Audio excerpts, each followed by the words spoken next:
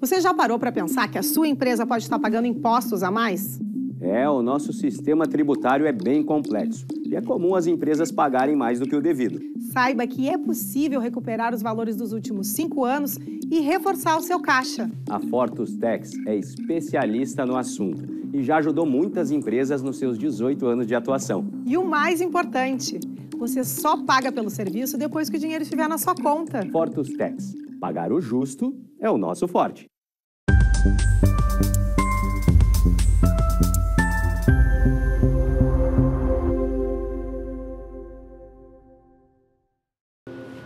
Olá, está no ar o programa Papo Certo, com minha apresentação Amanda de Oliveira e de Evanira Aguiar. E no programa de hoje o assunto vai ser sobre psicologia. De segunda a sexta, neste mesmo horário, estamos aqui e falamos sobre empreendedorismo, economia e diversas áreas do direito. No Papo de Saúde, o tema é a Síndrome de Estocolmo. Nossa convidada de hoje é a doutora Desirê Aragon, é psicóloga forense, especialista em avaliação psicológica, mestranda em psicologia da justiça. Muito obrigado pela sua presença no programa de hoje. Muito obrigada pelo convite, Amanda e Evani. Vai ser um prazer falar sobre a Síndrome de Estocolmo aqui hoje. Seja muito bem-vinda, então, doutora Desirê. E você aí que já está acompanhando o nosso programa, venha participar enviando a sua dúvida ou comentário através do nosso WhatsApp que aparece aí na tela, 3029 8080. Um rápido intervalo, já voltamos.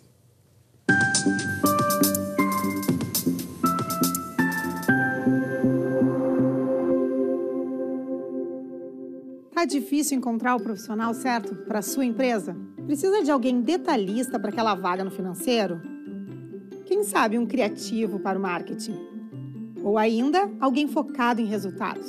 A Fortus RH utiliza técnicas de seleção e processos estruturados, realizando entrevistas, aplicando provas e testes específicos. Tudo isso para buscar a pessoa certa para a vaga certa. Fortus RH. Conectar pessoas é o nosso forte.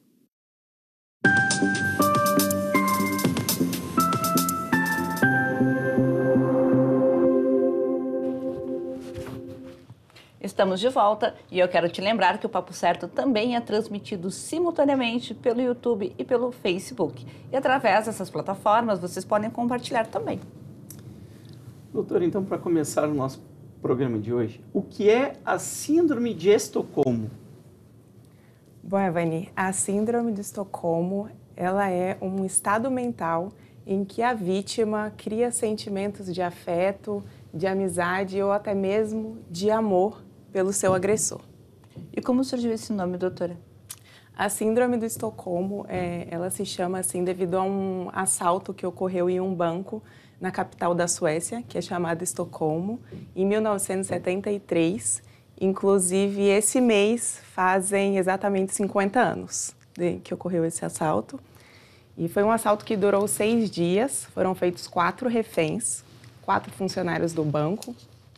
E durante esses 6 dias, os agressores e as vítimas construíram uma relação de afeto em que eles passaram muito tempo juntos, então, consequentemente, eles fizeram ali uma relação que ficou muito evidente, principalmente para a mídia que emitiu ali a opinião durante esses 6 meses. Eles cobriram esse assalto durante esses 6 dias, que aconteceram. E ao final do assalto, as vítimas elas estavam tão conectadas aos seus agressores que elas fizeram questão de não deixar que eles saíssem desprotegidos, né, depois que eles se renderam.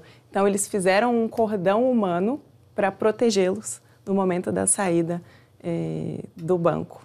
Então, faz sentido dizer que La Casa de Papel, a série, foi inspirada neste acontecimento? Tem muitas questões ali que envolvem, sim, a Síndrome de Estocolmo. E a gente pode dizer que a Síndrome de Estocolmo é uma doença?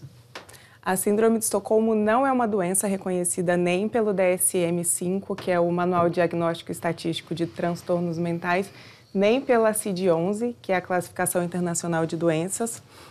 Mas ele é um termo muito significativo porque ele explica psicologicamente questões que nós geralmente vemos num imaginário popular como a falta de vergonha na cara, né? O porquê, a gente consegue entender psicologicamente por que a vítima permanece ali com o agressor. Por que a vítima muitas vezes não denuncia? Ou por que a vítima retira a queixa, né? Tudo isso envolve aspectos psicológicos que podem ser explicados ali pela síndrome de Estocolmo. Mas tudo indica que futuramente vai ter um enquadramento. É bem possível, né? É possível, Com a sim. evolução que a gente vê nos últimos anos, com a melhor identificação aí, por conta de muitos estudos, não é? De várias síndromes. Eu sou um curioso, fui pesquisar, né, doutora, antes do programa sobre as síndromes, e eu percebi que nós temos N síndromes que a população em geral desconhece e que são muitas muito recentes, não é? Então, acreditamos que até por uma forma de tratamento público mesmo, né, doutora? Vai ter essa identificação ali, qualificação. Né? As síndromes são chamadas assim e não de doenças, justamente porque elas são sintomas e não têm uma causa específica, né? Assim como as outras doenças têm causas mais específicas. Então, por isso essa é a diferença. E a síndrome de Estocolmo, em que situações que ela pode acontecer ou que normalmente vem a acontecer? Amanda, ela geralmente acontece em situações de tensão, onde tem medo ali envolvido. Né? Então, por exemplo, num assalto prolongado, num sequestro ou, inclusive, em relações afetivas também pode acontecer. É importante que a gente perceba que essa agressão ela leva um tempo mais prolongado.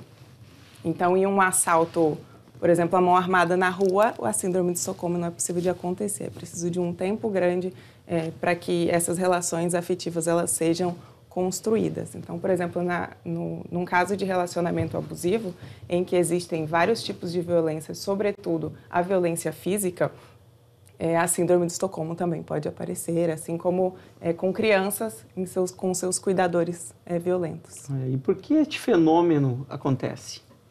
Ele acontece porque é uma maneira da vítima, de forma irracional, a vítima se identifica com o seu agressor e tenta fazer com que ele não sinta um desagrado. Então, ela tenta agradar o agressor ao máximo, justamente para que ela consiga encarar aquela situação da maneira mais confortável. Uma forma de proteção, talvez? Exatamente.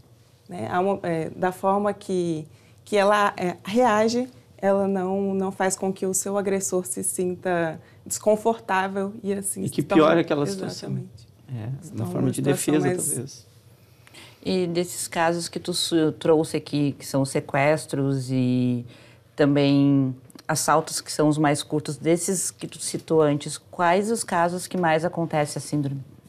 A síndrome do Estocolmo, geralmente, ela acontece mais recorrentemente, porque também é em número maior nos casos de relações abusivas. Incrivelmente. Veja bem. Quanto conteúdo bom nesse programa de hoje, hein? E quais são as características dessa síndrome, a síndrome de Estocolmo? Bom, a principal característica da síndrome de Estocolmo é a criação de um afeto positivo, né, de uma vinculação positiva com o agressor. E, em contrapartida, um afeto negativo para com as pessoas que tentam, de alguma maneira, separar a vítima do seu agressor. Então, sejam os familiares, né, no caso de relações afetivas, sejam as autoridades policiais ou judiciais em casos de crimes. A vítima defende o agressor, Exato. mesmo contra outras pessoas que a estão defendendo. Exatamente. A vítima defende o agressor e, em muitos casos, inclusive após a libertação, a vítima ela continua nessa situação sindrômica e ela continua defendendo e muitas vezes ela quer estar em contato com o agressor. Mesmo que isso possa gerar alguma violência contra ela. Exato. E essa síndrome, ela é comum, doutora? Nós não temos dados estatísticos fiéis, né, que nos tragam números, mas eu não diria que é uma síndrome rara. Muito bem. E existem casos aí conhecidos em que a vítima demonstrou padecer da síndrome, casos conhecidos?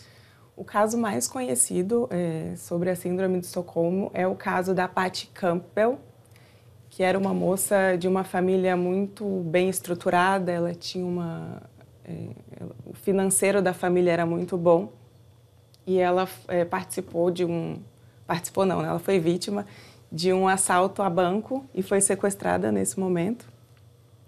E após um período de tempo que ela passou com seus agressores, após a libertação, ela decidiu permanecer com os agressores. Então, ela foi morar com os agressores e, inclusive, participou dos outros crimes que foram cometidos em conjunto. A gente vê isso muito em filmes, não é? Mas fatos da vida real também, muitos fatos não são trazidos, não é mesmo, doutora? O caso da Patrícia Abravanel, a filha do Silvio Santos, também foi muito especulado pela imprensa, né? De que ela estivesse sofrendo ali, de alguma forma, a síndrome de Estocolmo, em virtude da maneira como ela se direcionava aos agressores, da maneira gentil como ela falava sobre eles, enfim. Mas não era? Não se sabe, não foi diagnosticado, mas foi muito especulado. E a gente não precisa ir muito longe, nós temos também os casos de histórias infantis.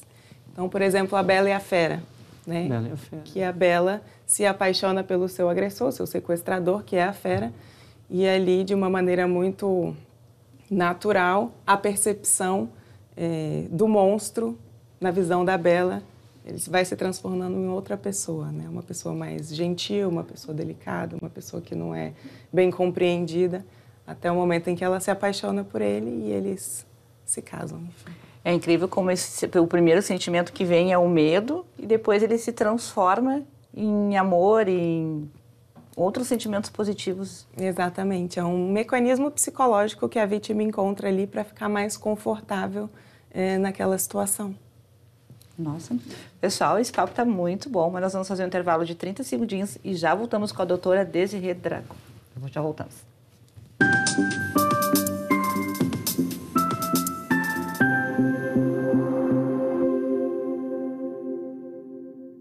Em tempos de juros altos, margens reduzidas e incertezas, rever estratégias é fundamental para manter o seu negócio competitivo. Esse cenário exige planejamento e organização financeira. Nessas horas, qualquer ajuda é bem-vinda, mas a ajuda de um especialista é necessária. A Fortus Consulting conhece na prática e tem as soluções adequadas para cada situação. Fortus Consulting. Melhorar os seus resultados é o nosso forte.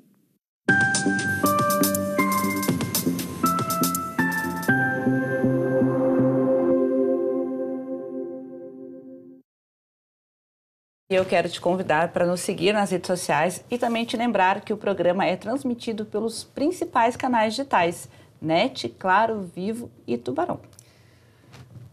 Estamos falando então com a doutora Desirê Dragon, né, que é psicóloga forense, isso, né, doutora? Isso mesmo. E estamos falando sobre a síndrome de Estocolmo. Doutora, quais as características, então, das vítimas da síndrome?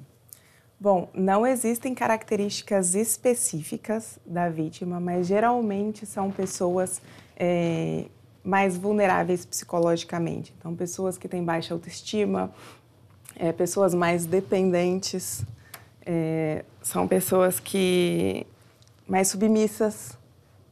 Então, geralmente são essas as principais características, mas não existem características específicas. Não existe um perfil psicológico sobre as vítimas. É mais difícil de identificar. É mais difícil de identificar. Mas Exato. em relação, então, ao agressor, qual é o perfil dele?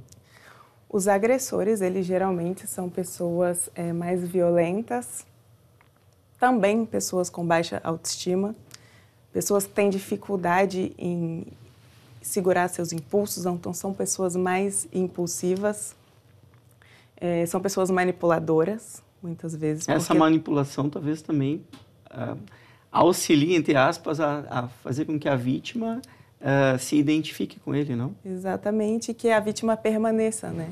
Você é um psicopata, situação. Não necessariamente. Não necessariamente. Não necessariamente, mas pode acontecer, sim. E tu vê que o agressor, normalmente, ele faz isso de forma proposital ou tu acha que, normalmente, nos casos, isso acontece de forma natural? Nem sempre é de forma proposital. Geralmente acontece, sim, de maneira natural.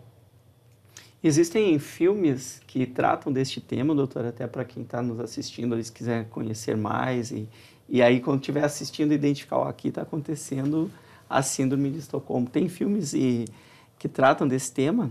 Temos sim. Um filme bastante famoso é o filme 3.096 Dias no Cárcere, se eu não me engano é esse o nome, que conta a história da Natasha Kampusch, que foi uma menina que foi sequestrada aos seus 10 anos de idade e ela passou 8 anos com o seu sequestrador. Então, é um filme bem interessante, não vou dar spoiler, então quem ficou curioso, assista, porque é bastante interessante. Existe um filme chamado também 365 DNI, ele é um conteúdo mais adulto, então eu não indico que crianças assistam, mas ele também aborda bastante, né, essas questões. E como a Amanda falou, nós temos também a série La Casa de Papel, que ficou bastante famosa, né, um tempo atrás, em virtude dos personagens usarem aquela máscara, né, de Salvador Dalí, que as pessoas até utilizaram no carnaval, virou um símbolo ali realmente, né? E, inclusive, uma das personagens, ela foi batizada na série como Estocolmo. Né? Então, na série, eles davam aos personagens nomes de lugares e uma das personagens, eles genialmente ali batizaram de Estocolmo e foi justamente então, a claramente personagem... identificando que era este mote da série. Exatamente a personagem que se apaixonou pelo agressor e que, assim como a Patty Campbell, resolveu se juntar a eles e praticar os crimes. E tem o filme infantil que a senhora comentou, né? Exatamente. Mas esse filme ele vem antes mesmo da identificação da síndrome, Exato. não? Quer dizer, o nome foi dado depois, mas essa síndrome ela sempre existiu há séculos, não? Exatamente. Isso é inclusive o que demonstra ali que a síndrome de Estocolmo ela já está no imaginário humano ali há muito tempo, só não tinha sido identificada. Mas ainda. lá naquele mote do filme, a gente está falando da Bela e a Fera, não é?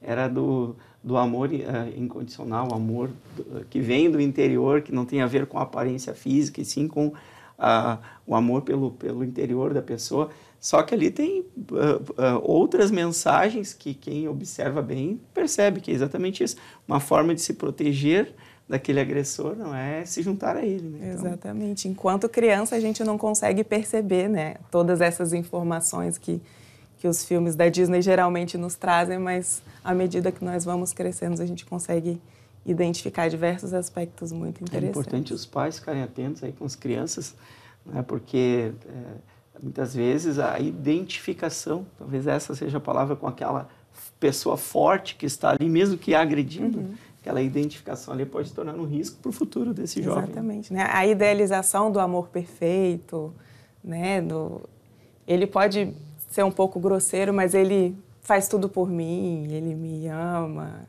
né? Isso é importante que as pessoas estejam muito atentas, né, a distinguir o amor ideal de um amor realmente saudável. Doutora, trazendo agora sobre tratamentos, existem?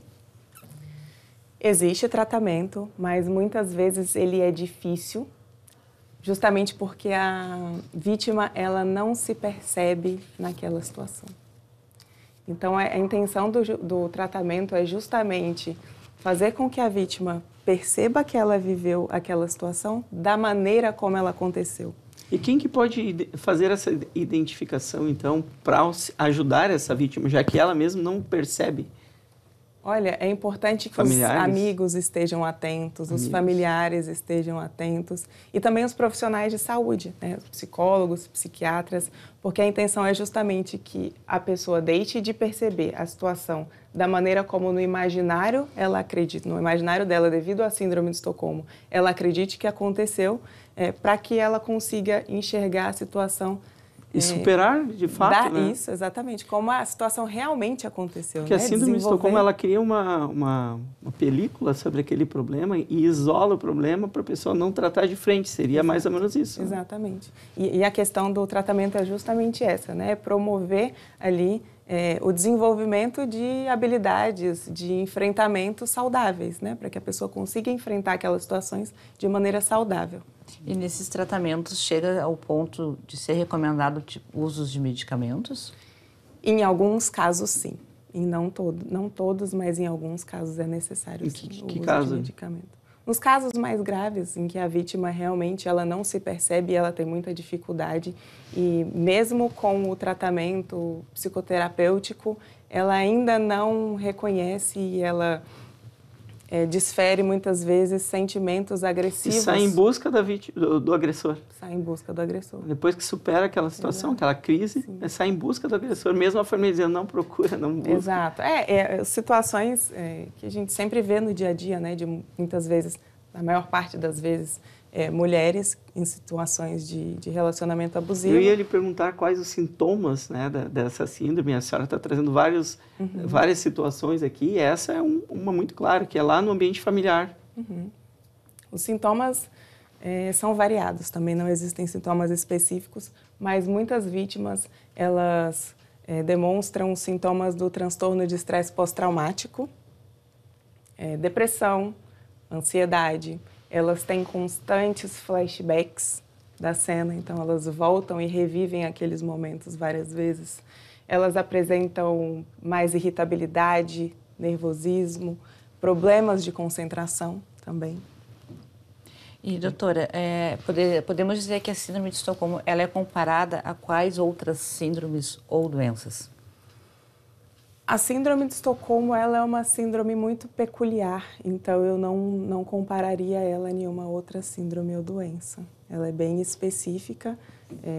A gente sabe que os transtornos psicológicos, eles têm muitas características em comum, muitos sintomas em comum, então por isso é muito importante a presença de um profissional para identificar. Eu ia lhe fazer exatamente essa pergunta, doutora. A vítima, não é, do agressor, que no caso ela sofre da síndrome de Estocolmo, quando esse agressor, então, estiver perante a justiça, vindo para a sua área forense, não é? Os advogados de acusação, no caso, eles utilizam da psicologia forense para identificar que aquela vítima está sofrendo da síndrome e defendendo aquele agressor. Há essa vinculação da identificação da pessoa que sofre da síndrome e muitas vezes defendendo o agressor. Acontece isso? É possível.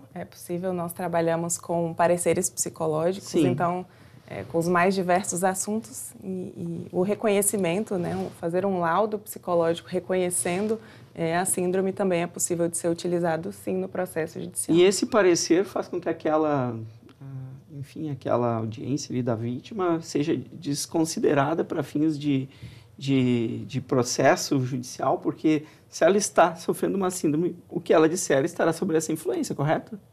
Correto, mas a gente sabe que no Brasil a palavra da vítima ainda tem muito peso. Então, esse laudo ele seria mais uma prova, né, médico-pericial ali, para demonstrar o adoecimento. Então, realmente quem avalia, né... Mas seria meio lógico, né, doutora?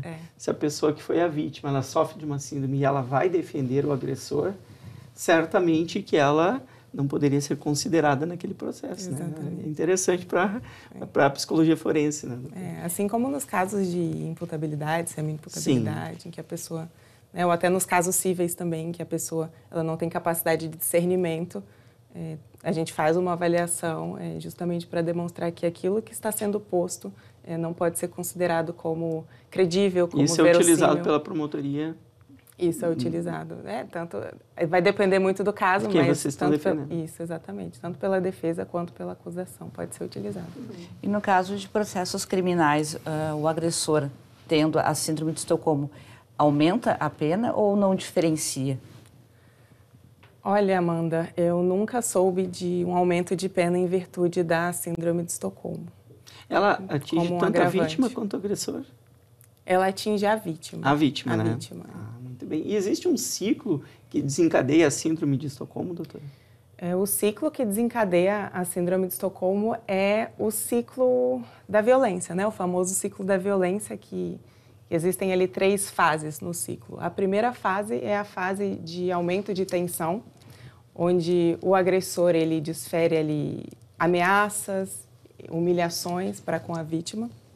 E nesse momento a vítima ela ainda não compreende muito bem o que está acontecendo, né? Ela não sabe bem o que está acontecendo e ela faz de tudo para agradar esse agressor, justamente para tentar se proteger de algo pior que venha a vir. E não termina ali. Não termina ali. Continua o ciclo. Vem a segunda fase do ciclo, que é o ato violento em si, que é o momento em que o agressor, ele finalmente concretiza todas as ameaças que foram feitas no primeiro ciclo. Então, ele realmente coloca em ação ali a violência. E a pessoa continua ainda defendendo o agressor. Sim. Nesse momento, a vítima, ela já sente muita raiva do agressor, ela pensa em buscar ajuda, mas muitas vezes ela não consegue. E aí vem a terceira fase, que é a fase do arrependimento, mais conhecida como a fase da lua de mel, que é o momento em que o agressor se demonstra arrependido, que ele pede desculpas. Que ele muitas vezes é uma manipulação. Exatamente, é um momento totalmente da manipulação. E a pessoa já é vítima, cai nessa conversa. Exato. Como a gente diz, caiu na conversa fiada. Exatamente. ele manipula ali a vítima de modo a que ela perceba mais os seus comportamentos afetuosos, as suas qualidades e não os seus defeitos. E fala, me desculpa, foi um erro, eu estava nervoso. E o ciclo volta a acontecer. Exato. A vítima, nesse momento, na terceira fase, ela fica muito feliz, ela fica aliviada, né, da mudança de comportamento do agressor, que ela acredita, de fato, que ele mudou.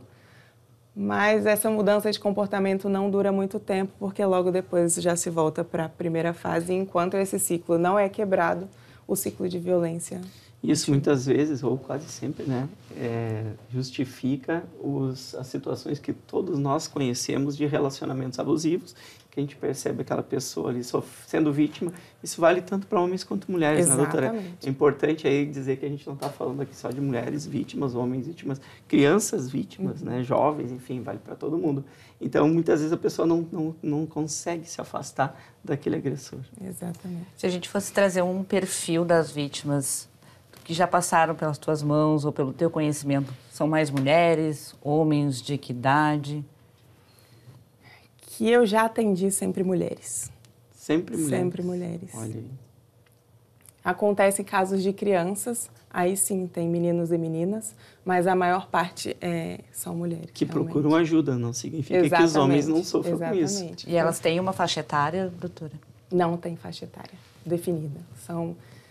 As mais novas geralmente são mais suscetíveis, mas as mulheres em qualquer faixa etária estão suscetíveis a serem vítimas de um agressor. Perfeito. Então, doutora, eu quero te agradecer muito a tua presença e te convidar para voltar novamente para falarmos sobre outros temas psicológicos e forenses. Com certeza. Também agradeço a vocês que nos assistiram até aqui, e convido-os a assistirem também a gente lá no YouTube, Instagram, TikTok. Então, pessoal, amanhã às 7h30 da manhã nós temos reprise do programa da doutora Desirê e às 20h30 mais um Papo Certo inédito para vocês. Até lá!